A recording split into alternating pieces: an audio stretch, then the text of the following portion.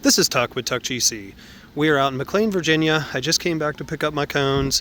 Another contractor had to reset some of the pavers on the driveway, so I didn't want to shoot a video with it all torn apart, so I came back a week later here to shoot this clip. Now I want to talk about a few things in this video that are very important that I don't talk about much, and it deals with working with the in-place infrastructure here that maybe isn't to the current code. Now this particular client had this driveway put in before contacting me. They started the permit process with VDOT to get the apron, and then once they contacted me, I helped them put together some of the paperwork to push this apron permit across the finish line. Now what I'm going to touch on is the existing infrastructure not being to code and us having to install something that is to code. So what are we dealing with here?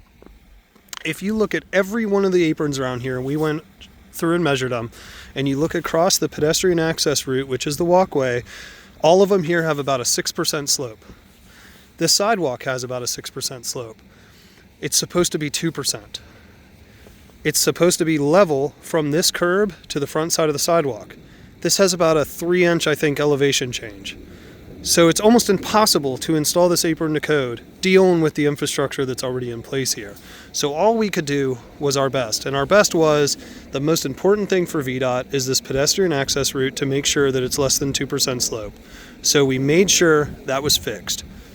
We had to raise this panel up here. You can visibly see it, that the walkway slopes.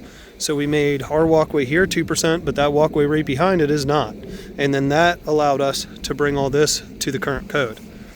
And that's what we have to work with sometimes. When you're dealing with infrastructure that's not done correctly in the beginning, and then we're trying to retrofit something in, all we can do is the best to make it work. So in this particular case, we made a shot call that we were going to do the 2% slope across the pedestrian access route, and whatever this fall was to the street is what it is. It's supposed to be 12%, and we're definitely pushing up on those limits.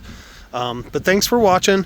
Anytime that you're thinking about doing an apron, please call me before you do the driveway. First of all, I'd love to have this big, beautiful job. Obviously, that was an expensive, big project for the client and for the company that put it in, and I would love to have that extra work. But it also makes it a lot easier for us to do our work because we don't have to do a lot of hand digging, where if we're working back here, we can just come in with the machine and excavate.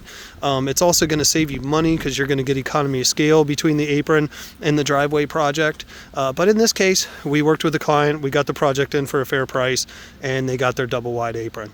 So thanks for watching. As always, give us a call for any of these apron projects, especially when it gets complicated with the infrastructure around not being to code, and we'll do our best to put it in and pass your inspection and get that bond back.